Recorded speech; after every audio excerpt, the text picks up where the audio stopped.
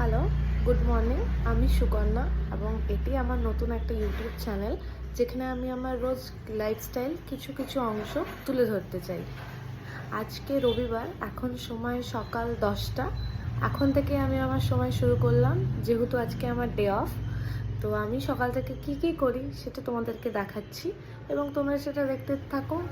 তেমন কিছুই আমি সকাল থেকে করি না, কিন্তু যেটুকু যেটুকু করি সেটুকুই তোমাদের সাথে দেখাচ্ছি, দেখতে থাকো। এটা হচ্ছে আমার সাথের বাগান, যেখানে বারান্দার মধ্যে আমি গাছগুলো করেছি।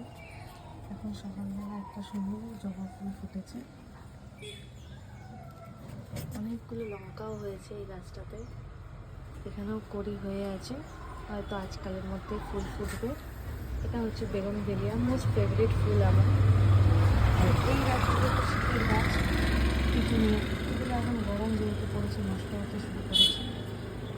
আর পেয়ারা গাছটা একদম নষ্ট হয়ে গেছে। এই গাছেও প্রচুর ফুল হয়েছিল, এখন সেটা আর নেই।